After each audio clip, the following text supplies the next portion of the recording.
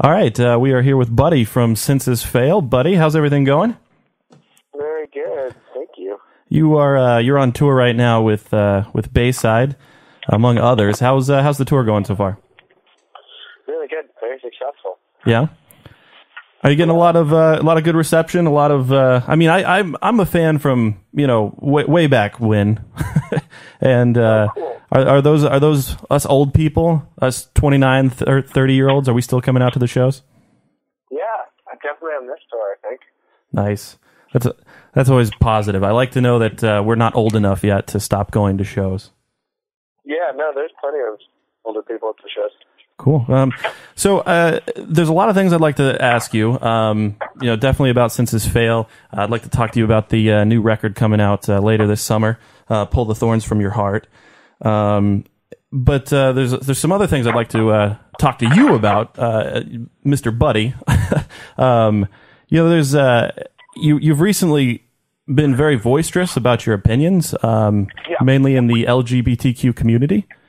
And I've been reading a lot of stuff on Facebook where you'll post an article. You're just there's a lot of equality issues, especially in America right now that we're trying to get some stuff straightened out. But with that stuff, when you post that stuff, you get a lot of support from fans. A lot of people are rallying behind you, but at the same time, getting a lot of hate from a lot of the fans. What do you have to say about those fans that are being, I guess, just shitty? I'm sorry, I lost you at the end there with the actual question. I was like, what do you say about those fans that are just being completely shitty? Like they're saying, oh, we'll just stick to the music. Don't say anything about it. It's only the music that matters. I mean, that's kind of a shitty thing to say, especially it is your band. You're out there promoting. It is your voice. It's your heart and soul that's going into the music. Mm-hmm. I think they're just ignorant people. I would say it's probably traditionally people that are probably just not interested in their view of the world is skewed in the way that they don't take into consideration the marginalization of other people. Right. So I think they're either people that are from privilege, or they're people that have been promoted. Because a lot of people of privilege tend to not be able to be compassionate towards people who don't have the same privileges. But then you also see that people who maybe don't have privileges, such as people who are of a lower economic status, sure, will sort of take out their aggression on people that they view as deterring their ability to rise up in the world or be successful. So you see a lot of the people. They're either people that have been privileged, meaning economically, socially, or they're the opposite of the spectrum, people that aren't as educated and have been sold sort of what the Republican Party sells their uneducated followers, which is, hey, this isn't a government problem. I mean, this is a government problem, and the reason why this is all happening is because these people, they want handouts. So when you convince a whole generation and socioeconomic world that the reason why there are issues in this country is because people want handouts, people start assuming that anytime anybody opens their mouth about socio-political issues, they're looking for some kind of handout. Right. And then so you have, it's like a pretty complex issue. So, I have a lot of thoughts on why. Well, most of the time, I understand people. There's two reasons why people don't have the ability to have compassion, and that's education And I think it's their own wounding. Yeah. Their own inability to show up for someone else because they're dealing with their own psychological and or mostly psychological problem. I see. So you'd say I mean, I look at those people. I look at the people that are commenting negatively as people that, for lack of a better term, are uneducated. Because if you are educated, and this doesn't mean you don't have to go to fucking, a lot of these people are technically educated. I mean, they went to college and they have jobs and they right. But I mean educated on a emotional level as well. I don't just mean education as a book thing. When I talk about education, I talk about an overall understanding of the realities of what life is. Sure. I use the term uneducated, and that could come. I think it might come off as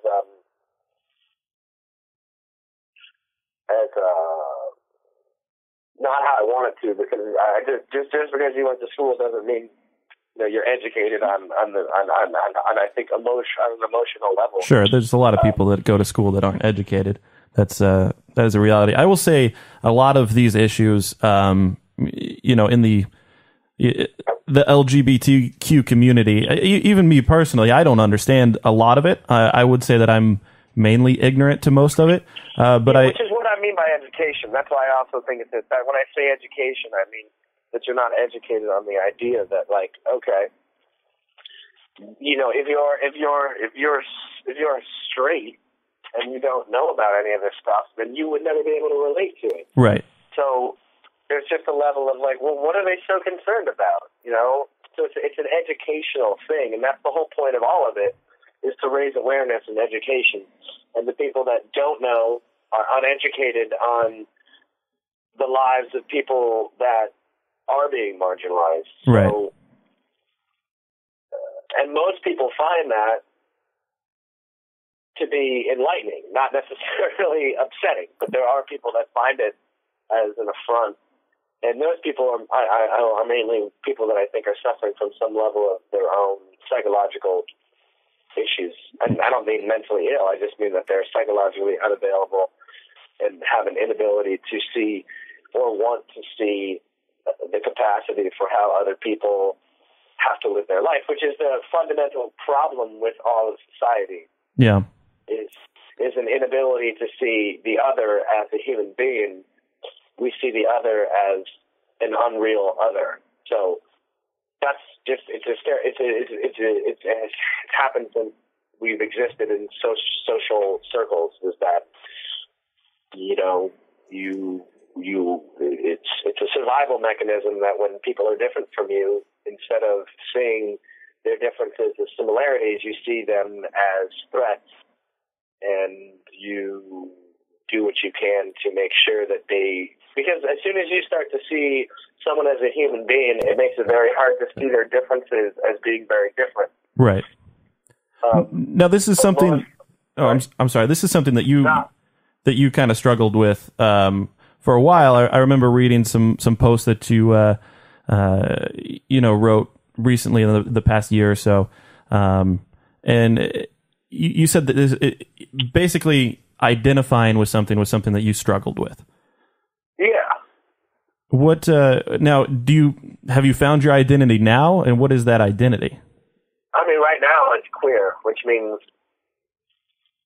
fluid, but I might not be one thing. My sexuality is fluid, so it changes, and a lot of people's gender are fluid too. That's the next conversation in the whole idea of what this sexual identity is. As far as most people are just coming to terms with the fact that there is gay and there is lesbian. Yes. But there's also transgendered. Right. There's gender fluid. There's people who are asexual. There are a lot of people out there who are probably asexual, which means they have no desire for sexuality. Right. That doesn't mean that they don't want to be in relationships with people. They're just not interested in sex. And there's a lot of people out there that I'm sure could identify as asexual or There's also people that identify as intersex, which means they were born with multiple, both sexual organs, or there's just there's like a wealth to our sexuality and our gender roles that are completely undiscussed in our society. And this isn't like a new age thing. I mean, we used to have modes for almost every ancient culture embraced gender in a way that was non-conforming, as opposed to how we do now. Right. If you start to look all the way back through any of the great civilizations, they all had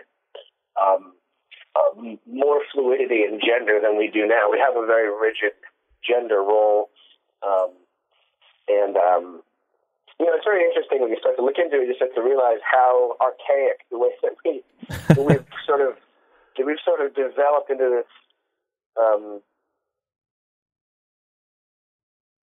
very strange sort of.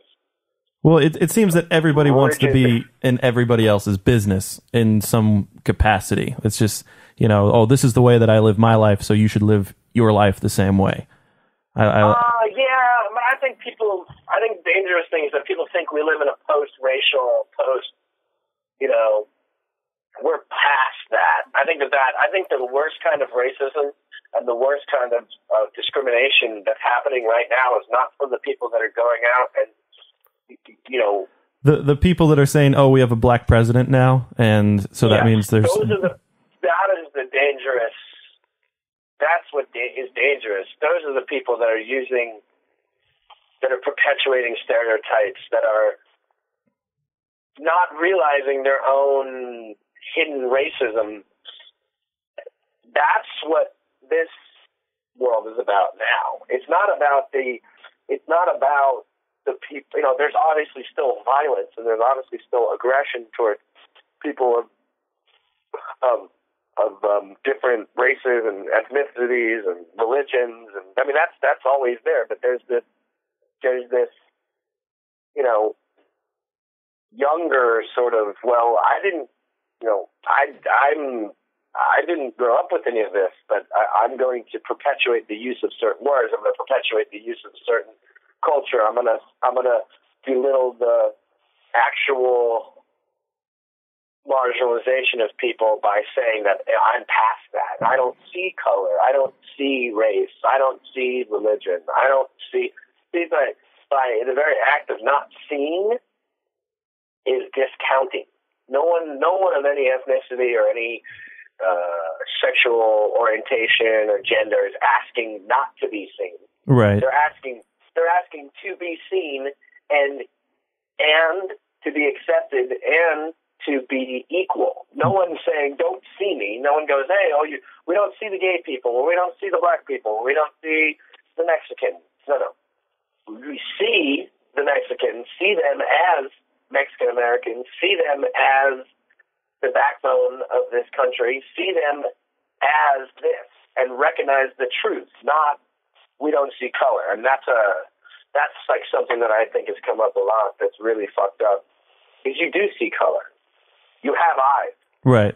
You experience, when you start to be aware of how you react to certain people, whether you see a man and you react one way, you see a woman, you react one way, you see, somebody who's Asian and you have certain stipulations about what their character might be. That is a reality. And your mind is your mind, and that's how we file categories, and it's our defense, it's our safety mechanism, it's the way we understand the world, it's our mind. So the reality of people saying that you don't see color, we don't see gender, we don't see ethnicity, that's a lie, and it's not truthful, and I think it's doing more harm than good. It's a cop-out because you do see it.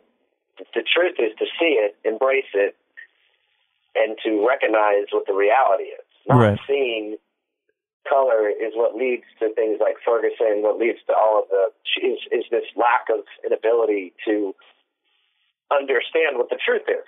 the truth is much deeper than that. It's not about color. That's right. But you have to see the reality to see the truth. So I don't know. I mean, I just think there's a lot of people that aren't willing in this country to take responsibility for their part in perpetuating. Yeah. One thing that annoys me, and as I said earlier, there's a lot of this stuff that I'm kind of ignorant to, that I don't understand. Now, it's not saying that I don't accept it, and I mean I do. Like I want equality across the board. These are things that I personally want, but I will say that there is a certain section of people that, even if they voice like, I don't understand why you would want that. And instead of, all right, hey, listen, we're going to educate you. We're going to help you understand why certain groups and, feel this way. They're completely lambasted as, oh, well, you're homophobic. Oh, well, you're, racist. You're this, and that, and the other thing. And, I wish that, I guess the compassion could obviously come on both ends there too. So. Yeah, I mean, I think it's a problem for both sides, because nobody has a discourse in this country, because no one's been taught how to have a discourse, because that's not what we do in our politics. It's not what we do in our foreign relations. As Americans, we're not taught to have any sort of discourse or mild manner of speaking, right, or any sort of we're not level-headed like Swedes or Scandinavian countries. We're very boisterous. We think we're the best. We're taught from a young age that America is the greatest place in the world, and that we are of the nature of being the best. So when you get in, when we get into conversations with each other, it's not about like, we're not taught to listen to people. Right. We're not taught to listen. We're not taught to be interested in another's opinion. I mean, we're America. So as Americans, when we talk to other Americans, we take our idea of America and shove it down other Americans' throats. Right. I mean, it's one of the reasons why people hate Americans so much. I don't think it's so much for this idea of the actual country. It's for the idea that we are unwilling to listen in any way. I mean, and I found that I have to work on listening. I mean, that's a big part of me, is listening. I always am constantly always worried that my voice isn't going to get heard. I'm scratching and clawing and trying to get people to hear me. And, I have to take a step back and realize that no one's going to listen to me unless I'm willing to listen to them. Sure. And it's a big issue in America. I mean, our whole entire political system is not based on listening. It's based on trying to catch people in some sort of right snafu, either be it like a action or a fault or right, a criminal thing, or maybe they said something that they didn't exactly mean. The context. So nobody has context anymore either. Like, context has gone out the window. Yeah, we just don't do that. We don't do that on a personal level, because why would we? When are we ever taught? Maybe there are some of us that are taught by our parents. Right. But, we're not taught.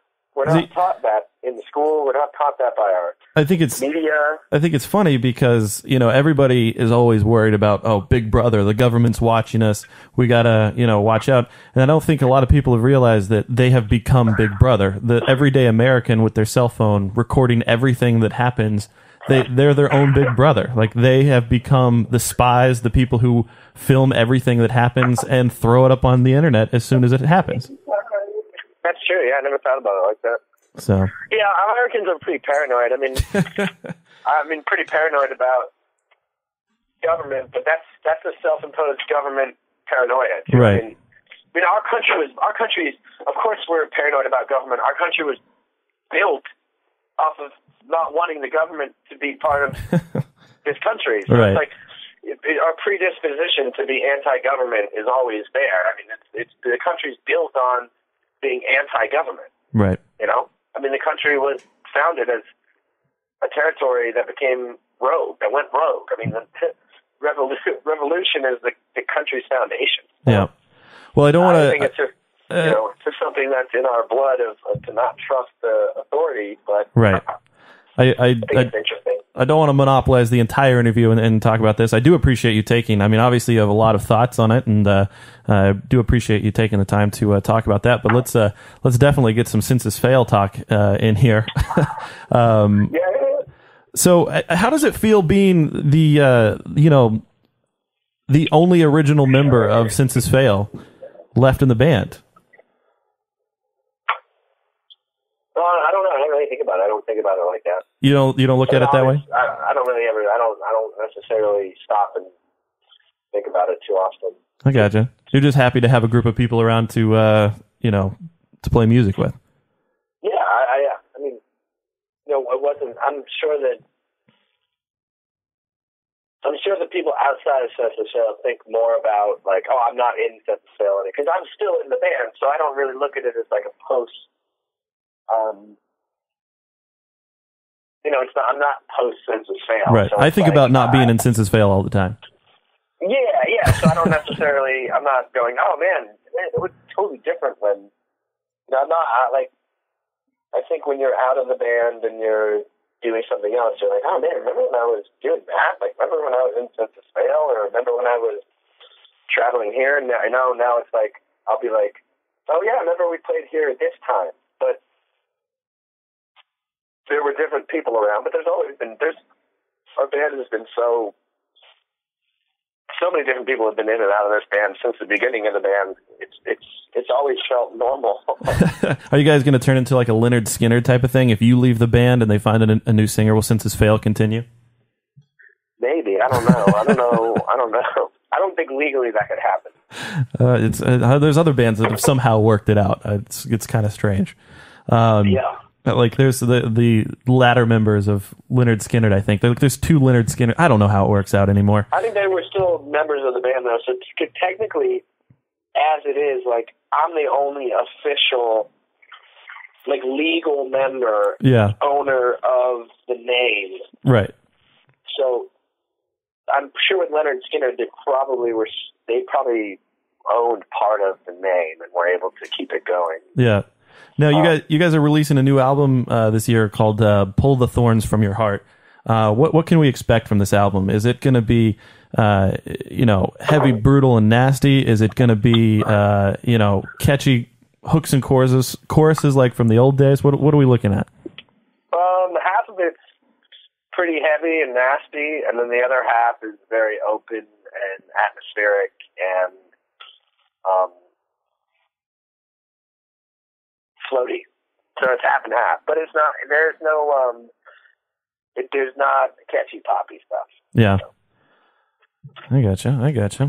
Yeah, I'm really excited for it. I've been following the Census Fail career for like I said, ever since the good old days. I think my first show that I saw you guys at was at Warped Tour. Are you guys planning to do a Warped Tour adventure this year? Maybe if we can. I don't know. Not sure yet. Yeah, that's a lot of work to commit to the Warped Tour, correct? Yeah, I mean it's a lot of work. It's a long summer. Nice. And you're out with Bayside. How's it touring with Bayside? Been awesome. We've toured them quite a few times, and it's been wonderful as well. Just cool friends to hang out with. You guys have a handful of dates left, so you can go to censusfail.com. I'm going to be seeing you guys in Boston here tomorrow night. So wonderful. Yeah, Boston awesome. is the place to be. What's your favorite city to tour through? Oh man, I don't know. I mean, they're all. I mean, I don't really know. I have more specific ones that I dislike than there are like one that I like. What's one that you dislike? Because there's a bunch that I do like. I really like playing Southern California a lot. Yeah, nice. And the Northeast, like New York, New Jersey. Yeah, they are. It's a nice area. We still got snow on the ground here, so that's fun. I know. Well, crazy. Buddy, they can follow you guys on Twitter at censusfail. Go to censusfail.com for the remaining tour dates. I can't wait for the album to come out. Are you guys going to be playing some of the new stuff? No. we're playing the song that's we have on a split with Yep. Van Overboard, so playing one new song. Okay, and then the rest of it's just some older stuff. Yes. Oh, I gotcha. That's exciting. I like that. I hate going to see a new band and then they don't play anything that I'm familiar with, and they only play the new stuff. Yeah. It can be a little frustrating. Although I guess no, we're not doing that. I guess I could understand from the artist perspective too. If you have to play a certain song, a million times, it has to get old, I would assume. Yeah, but we try to do our best with everything.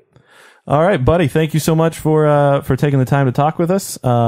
Really do appreciate it. Censusfail.com, @censusfail on Twitter, and I'll see you guys tomorrow in Boston. Yeah. All right, take it easy, man.